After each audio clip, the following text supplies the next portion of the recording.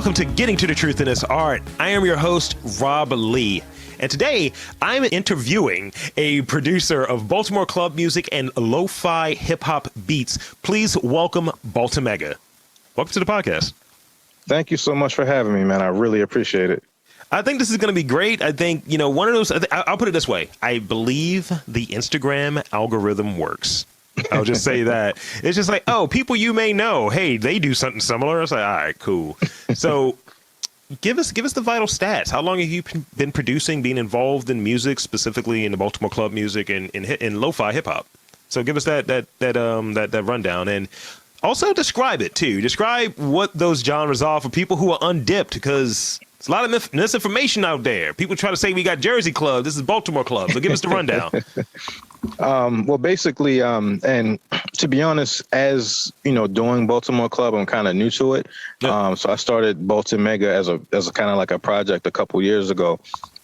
But basically, the type of club music that we do. So, there's Baltimore club, Jersey club, and Philly club. So it kind of started in Baltimore, and then, some guys came down from Jersey to kind of, get involved in the scene, and they took it back to Newark, and then, they had the whole Brick City club, and Philly is, right up 95. And I'm definitely truncating this, but there's some some documentaries and things on YouTube. But it all grew from the Baltimore sound.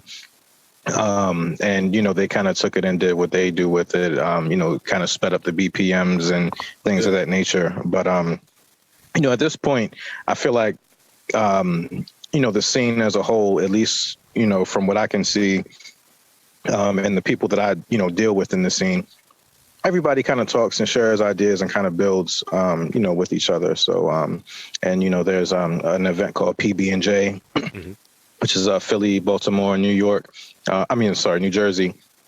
That happens. It kind of brings everybody together, and they kind of rotate the different cities with that. So yeah. That's pretty dope, actually. But with me, I started music probably rapping at like 11 or 12. Mm-hmm. And then, I needed beats. So then I had to learn how to make beats. And then I needed, to record. So then I had to learn how to record and engineer. I needed a website. So I had to learn how to do websites. So pretty much everything that I've ever learned how to do is because I wanted to rap. So yeah, that's my story. It's like, yo, I need to do this rap shit. Like, man, all right, I'm going to get these microphones. All right, I have to learn how to make these beats. All right, I guess I'm going to be an A&R. It's just like, yo, I went to school for this purpose, to be a rapper. It's like, what? I got my degree to be a rapper. Yeah.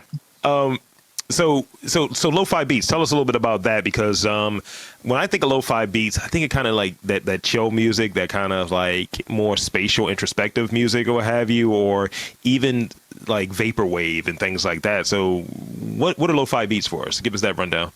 I guess the definition of it, lo-fi is pretty much short for low fidelity. Mm-hmm. So when you look at, certain producers like a Jay Dilla or a Madlib, and just the type of equipment that they were using when they were actually creating their music. So I think, Dilla had, of course, he had his MPC, but he had his SP 303 as well. I think he made the entire Donuts project on that. And so the sample rates and the bit rates, might not have been, 44 kilohertz, 16 bit and all that type of stuff. And then, some of the equipment, it might, have some, noise artifacts in it. So that kind of lends to lo-fi, but it's kind of like an old school type of beat, I guess, that you would think of now. I guess you could consider, to me, a lot of the beats that people make that are lo-fi to me sounds like, I don't know if you're familiar with like the Beat Miners and Black Moon when they first came out. Yeah. Like it kind of reminds me of that. And they were using like the SP 1200, which definitely wasn't CD quality, but it gave it a certain type of sound. Mm-hmm. So it's kind of a sound and aesthetic now, and they call it lo-fi. I actually don't like the term, but that's what they use. So that's what I that's what I use. So yeah. I think it feels like, or sounds. Well, I think feel is the word. I guess the sound makes you feel more than maybe music. And it's not to knock music in terms of musicianship and production and all of that, but those are just different eras, different like styles that are there.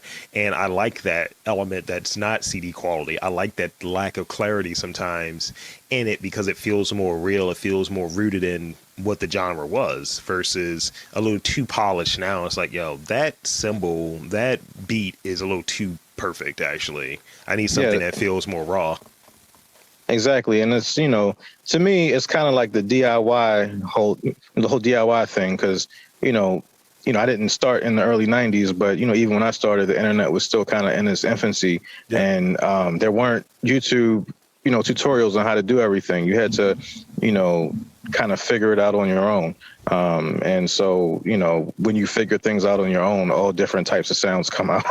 So, like when you sit there and have a conversation with other people that are producing, those notes are traded. Those are some of the more interesting conversations with people who are like, yo, so how'd you get that sound? What'd you do there? Oh, I flipped that. Oh, word?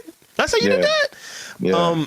So describe your working style when it comes to production, when it comes to even like doing some of the rap stuff. Like, tell me about that. Like, what does that look like? Are you a person that is straight to the process? You don't really deviate too much? Is it, yo, I need to take these kind of breaks? Tell me about what your process looks like. So, I guess, if you go on my Instagram, you can see me using like all different types of gear and, different things to make a beat. So it's really varied. When I started out, I got FL Studio when I was a teenager, and I had been using that for so many years. And, sitting in front of the computer, now, for my job, I sit and look at Excel spreadsheets all day. So it's like to kind of break out of that, I started buying, different hardware gear, and I started to get into that. So I really like to approach every time I do something, I like to approach it differently. So there is no set template or anything like that. One day I might, pull up FL Studio. I just started messing with Ableton. You might see me on a Novation circuit or some pocket operators or the SP or the iPad. I've been getting deep into iPad production, and you might even see me make a beat on my watch. So it's it's really varied. And I try to do that because I think it creates engaging content. I'm trying to build my YouTube as well, and also give tutorials and things like that. It's just another form of learning. I feel like with music, there's a musical aspect and there's a technology aspect, and getting into the technology and the signal routing and how to do certain things is just really interesting to me. So I think, and maybe you agree with this, maybe you don't, but I think we are what we consume. And I think that extends into media, right? So what is your media diet like? What do you watch? What are you reading? What do you listen to? What does that look like for you? I listen to a lot of podcasts, a lot of hip hop podcasts, a lot of, your podcast since you've come into my radar. What else? A lot of science stuff.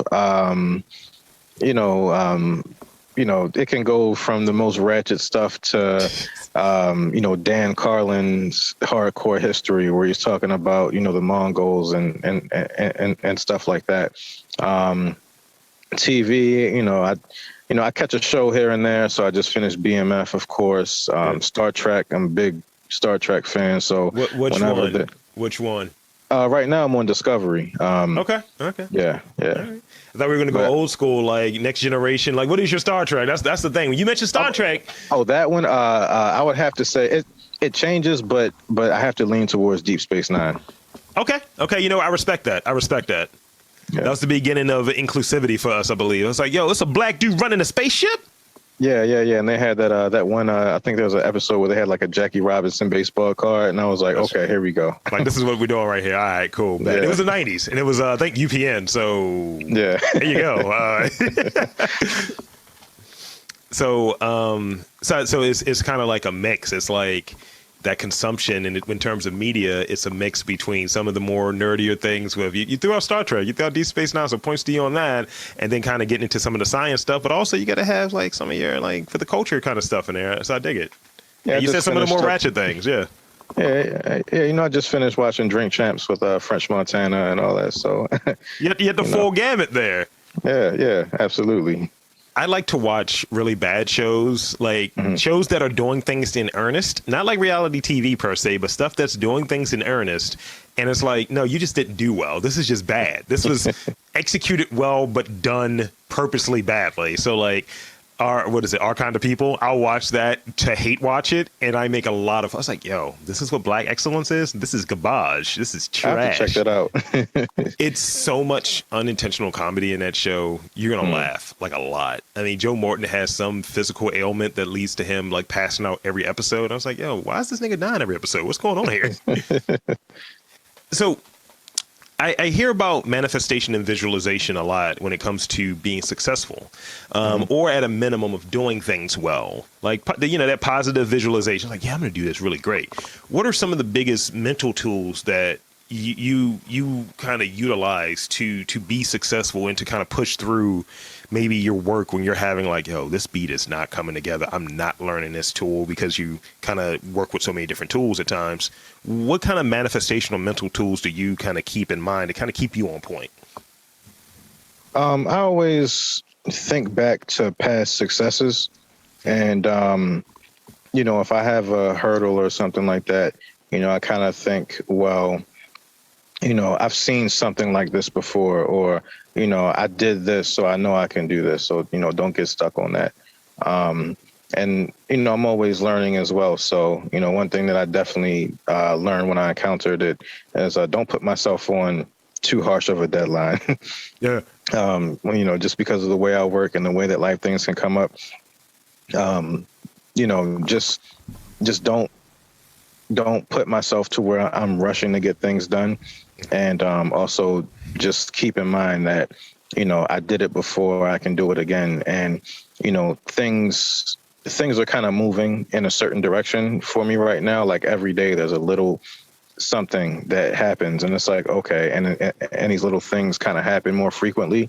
So it's just like, whatever happens, even if something doesn't work out, I'm still on the right path. So it's just always remembering that. That's good. It's looking at those past successes and like, no, I've been here. I can do this. I got this knocked out. And I use that same mentality in kind of getting past things that seem like they're the biggest trial and tribulation. It's just like, yo, I've had whatever my biggest thing in the past was, and I got past it. I'm still here. So that's proof to me that I'm going to get past this one, because I've already gotten past whatever the worst was. So, yeah, I think, that's important to go with what you know. If there was one word that you could use to explain your experience so far working as a music producer, what would it be? And why? One word to describe my experience as a music producer. I would just have to say grateful. Just because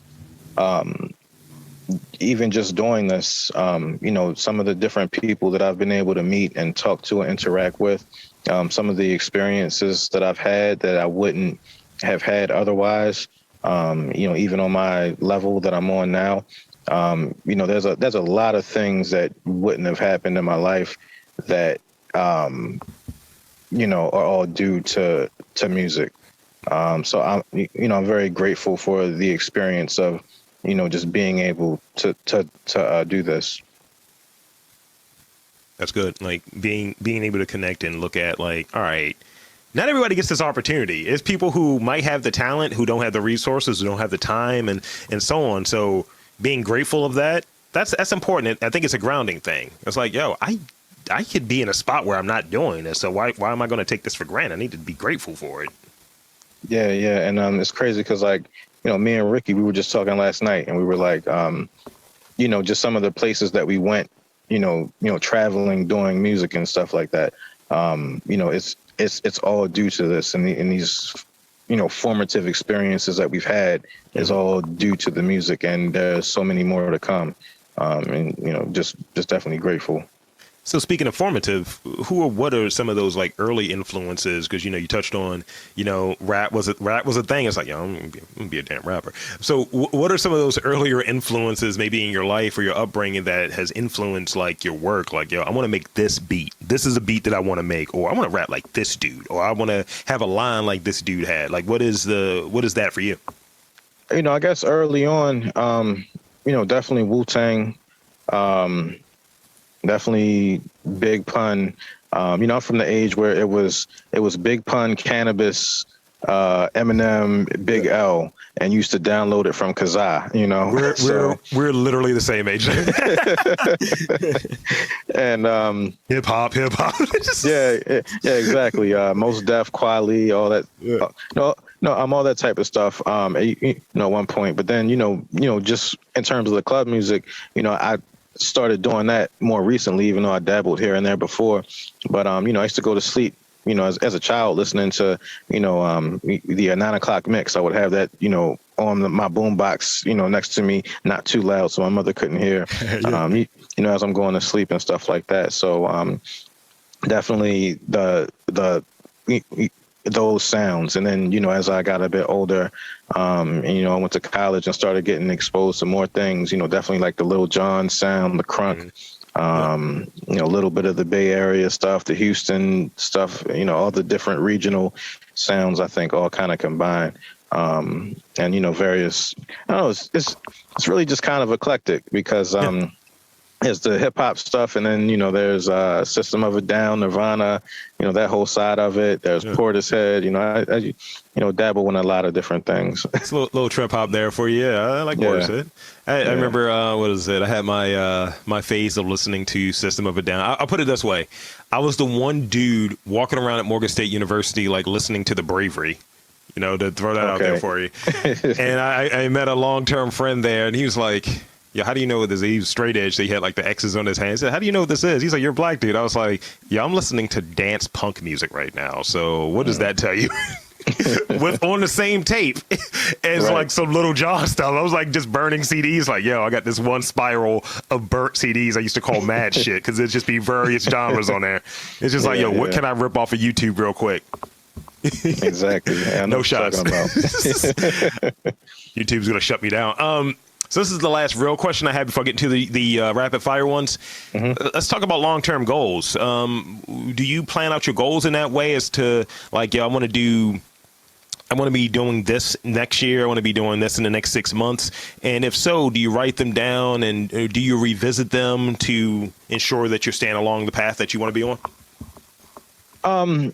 I do, but I need to do it a bit more. I'm kind of all over the place with the way I do things, to be honest. But I'm trying to, get more structured with it because there's a lot of behind the scenes work, especially when it comes to releasing projects. So, if you go to my shameless plug right here, but, if you go to my streaming services and my website and everything like that, you see I have a huge catalog of music. So with every release, there comes registration of everything and making sure everything is together properly so that if something big were to hit, that I'm fully compensated for it or something like that.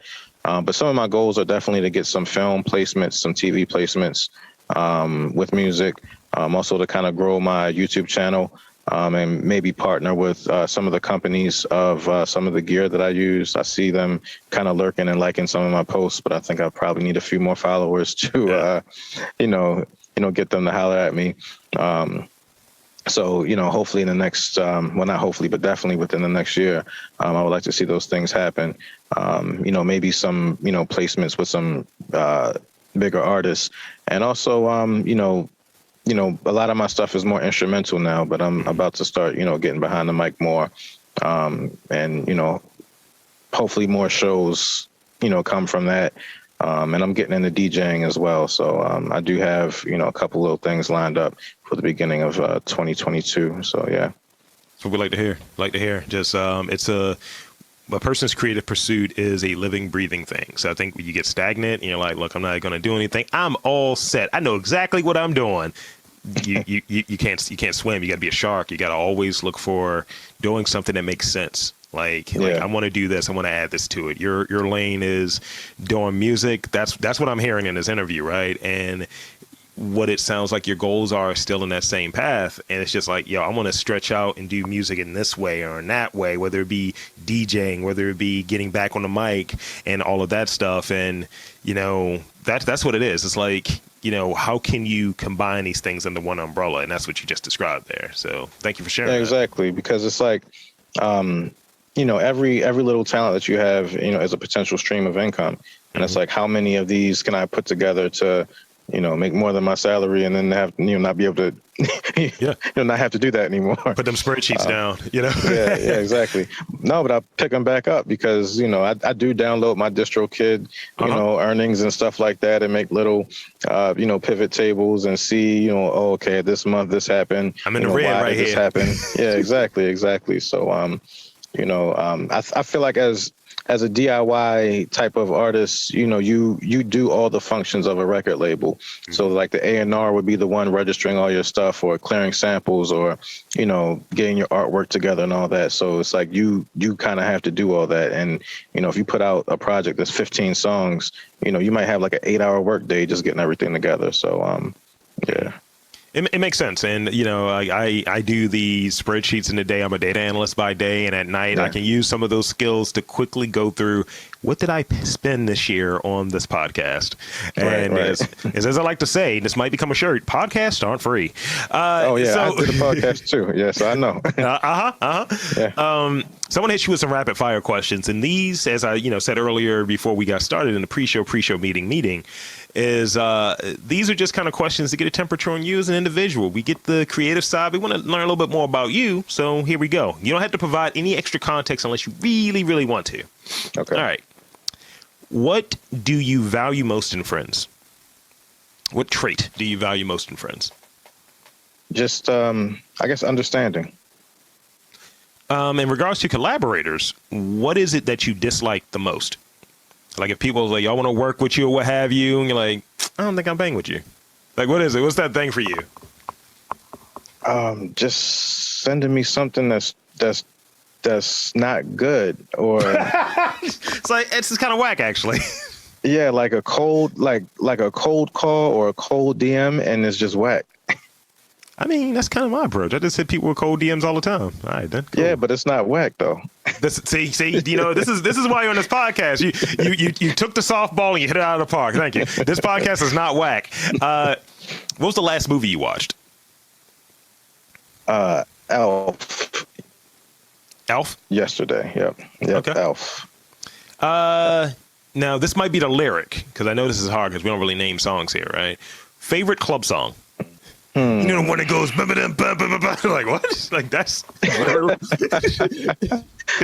that's how we name songs. Say, right. Just experiences that I've had with the song. I would have to say, and you know, it's the biggest, most commercial one of them. DJ Class. You know, I'm the shit. Just because that song resonated with so many people who aren't from here, and it kind of expanded the culture, you know, more nation and worldwide. That's cool. That's cool. Expansion. So that's pretty much all that I have for questions. But I want to give you the opportunity since you started early, but you can do it again. Key in on those shameless plugs. Where can they find you at? Website, social media, all of that good stuff. Let the fine folks know. Absolutely. Baltimega everywhere. Baltimega.com. You know, Baltimega Instagram, Twitter, YouTube. Definitely check me out on YouTube. I have a lot of tutorials and just jams coming up. And check out my Instagram for upcoming information on any type of live shows and projects and things of that nature, whether it be Baltimore club, hip hop, lo-fi, any type of genre. There's a lot of interesting stuff. At least I think it's interesting stuff on my IG page of me making music with all different types of stuff. So yeah, definitely check it out. Well, thank you. Thank you again for coming onto this podcast. I'll do my sign off. So for Baltimega, I am Rob Lee saying that there is music in and around Baltimore. All you got to do is look for it.